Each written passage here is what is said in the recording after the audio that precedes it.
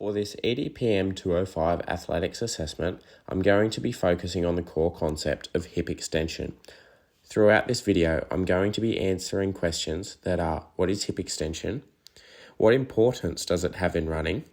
I'm going to compare how I run to how an exemplar runs and demonstrate the differences in our hip extension during the movement. And what are the key points and how will it improve performance? So what are we looking for when we're talking about hip extension? What should it look like?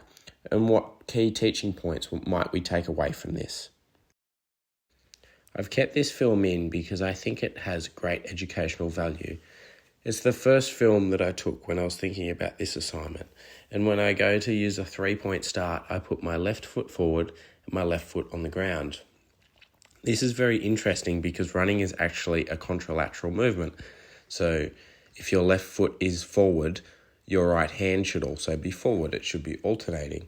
And with me putting my left hand down with my left foot, it actually means all of one side is forward and all of the other side is backwards, making it really hard for me to have proper hip extension. Handy et al. In 2021, it is found hip extension is critical to force production in sprinting, as hip extension allows the gluteus maximus to be greatly involved and it is a major contributor to power.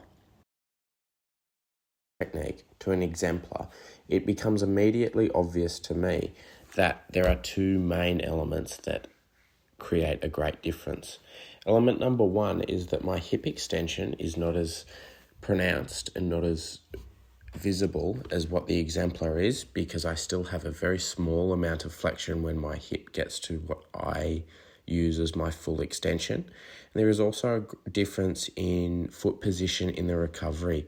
So in the exemplar, the shin becomes parallel to the ground and my shin is actually going slightly beyond that. So there is a clear difference in the way the foot recovers while sprinting.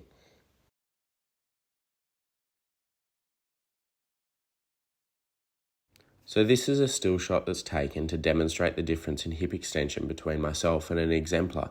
So you can see when there's this power leg and we're leaving the ground with our toe, the exemplar athlete has the ankle, knee, hip, shoulder and head all in a line, where when you look at me, my ankle, knee and then shoulder and head are in a line, but the hips are definitely not in that powerful position, so I'm not reaching full extension. There is also a difference in the angle of lean that I have. I'm at a greater angle, and the head position of the exemplar athlete also is looking forward, where I'm very much looking down at a 45-degree angle towards the ground, so I'm not looking where I'm going at all. So these are still shots that use the shin as a reference plane to demonstrate the difference in recovery position.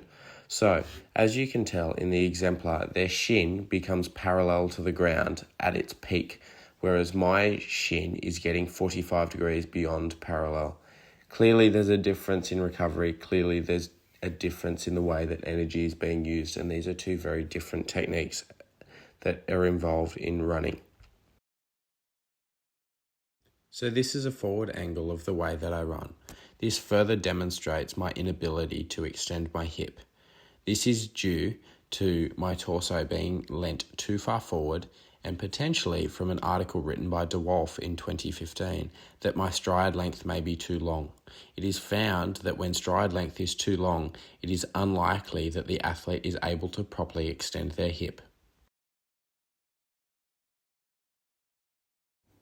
Furthering from that last video of me running, I also observe minimal upper body rotation. Of course there is some, and it's unreasonable to expect that there would be no upper body rotation, but I've taken this still shot of the most rotation I have found, and as can be seen in this, there is very little.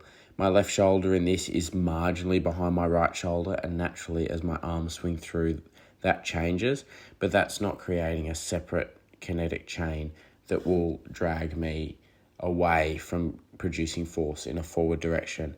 It was also found by Morgan and Williams in 2015 in their journal article that upper body movement has very little bearing on the ultimate mechanics of the way the lower body moves, hence meaning this doesn't impact greatly on my hip extension.